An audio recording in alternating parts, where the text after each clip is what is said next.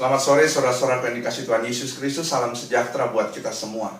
Puji syukur oleh karena kasih setia Tuhan, kita masih diberikan waktu dan kesempatan untuk boleh bersama-sama ada dalam pertemuan, dalam sukacita, merayakan akan cinta kasih Tuhan yang Dia berikan bagi kita di dalam ibadah rumah tangga yang kita masih harus lakukan dalam ketaatan dan kesetiaan di rumah bersama dengan keluarga kita masing-masing. Hari ini hari Rabu, tanggal 17 Juni di tahun 2020. Kita akan merenungkan sabda kebenaran firman Tuhan. Tentunya dari perenungan firman Tuhan ini kita berharap apa yang boleh kita baca, kita dengar, dapat juga kita berlakukan dalam perjalanan kehidupan kita sebagai manusia. Saudara-saudara dikasihi Tuhan Yesus Kristus, kehidupan manusia, kehidupan kita, tentunya kita menginginkan kehidupan yang di dalamnya kita mendapatkan berkat.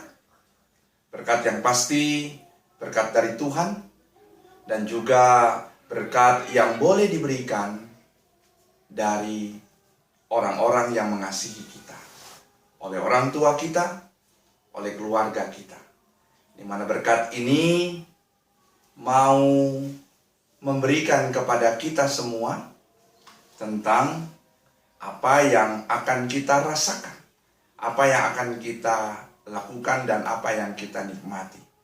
Agar apa yang kita boleh lakukan ke depan, kita ada di dalam karya hidup yang boleh kita lakukan, yang boleh kita wujudkan untuk mendatangkan hal-hal yang baik, bukan hanya bagi diri kita, tapi juga hal-hal yang baik bagi orang lain. Saudara-saudara dikasihi Tuhan Yesus Kristus, kitab Kejadian pasalnya yang ke-48 secara keseluruhan di sana berbicara tentang sosok seorang Yakub, di mana Yakub saat itu disebut juga sebagai Israel. Dia ada bersama dengan umat Tuhan. Dia bersama dengan umat Allah ketika mereka ada di Mesir.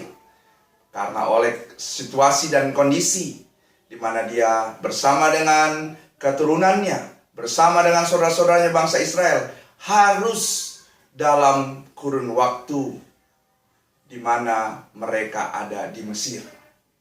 Saudara-saudara dikasihi Tuhan Yesus Kristus, dari bacaan firman Tuhan secara keseluruhan, kitab Kejadian pasalnya yang ke-48, di sana berbicara tentang berkat yang akan diberikan oleh Yakub kepada keturunannya. Dalam hal ini kepada Yusuf dan kepada anak-anak Yusuf atau kepada cucu-cucunya. Nah, jemaat yang dikasihi Tuhan Yesus Kristus, Yakub menyadari bahwa perjalanan kehidupannya sudah akan berakhir. Dia akan meninggalkan dunia ini dan dia tentunya ingin supaya apa yang baik, apa yang boleh dia berikan kepada orang-orang yang dikasihinya, itu dapat ditindaklanjutinya. Nah, jemaat yang dikasihi Tuhan, Kejadian pasalnya yang ke-48, ayatnya yang ke-15 sampai dengan ayatnya yang ke-22, yang kita boleh baca sebelum kita memulai merenungkan firman Tuhan ini. Di sana sangat jelas berbicara tentang bagaimana berkat yang Yusuf telah terima dari ayahnya, itu juga yang akan dirasakan oleh kedua anaknya, dalam hal ini Manasye dan Efraim. Berkat yang akan diturunkan oleh Yakub kepada anak-anak Yusuf, di mana berkat ini tidak hanya dibatasi kepada siapa dan untuk siapa, bukan hanya diukur dari tingkatan yang ada, tetapi secara keseluruhan berkat yang disampaikan oleh Yakub adalah berkat yang secara menyeluruh, bukan hanya untuk satu bagian dari seseorang dengan orang yang lain, tetapi secara keseluruhan. Nah, saudara-saudara dikasihi Tuhan Yesus ini, berkat inilah yang datang dari Allah, di mana Yakub sebagai perantara Allah untuk dapat menyampaikan berkat-berkat yang akan dialami dan dirasakan oleh keturunannya. Dalam hal ini, keturunan bangsa Israel. di mana diwakili oleh Manasye dan Efraim. Nah, jemaat yang dikasih Tuhan Yesus Kristus, ini tandanya bahwa berkat itu tidak dapat dibatasi. Berkat itu tidak dapat diukur. Berkat itu tidak hanya dapat dilihat dari tingkatan-tingkatan yang ada. Sungguh sangat menarik ketika kita membaca bacaan firman Tuhan ini, di mana Yusuf mempunyai dua anak, Manasye dan Efraim. Dan Manasye di sana dikatakan dia sebagai kakak daripada Efraim. Tetapi apa yang kita baca di sana? Yakub menumpangkan tangannya kepada Efraim bersama juga dengan Manasye, dengan satu janji di mana kedua-duanya ini juga akan menjadi bangsa yang besar. Kedua-duanya ini juga akan mendatangkan keturunan dan memberikan berkat-berkat yang datang daripada Allah untuk dapat dinikmati dalam kehidupan bersama dengan umat Tuhan yang lainnya.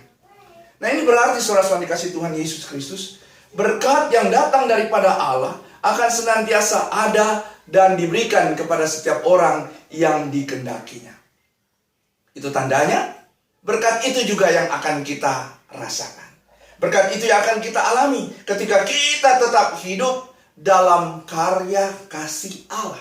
Ketika kita tetap hidup dan tetap senantiasa melakukan dan mengakui bagaimana Allah dalam pribadi Kristus Yesus yang akan memberikan berkat-berkat di dalam kehidupan yang kita jalani.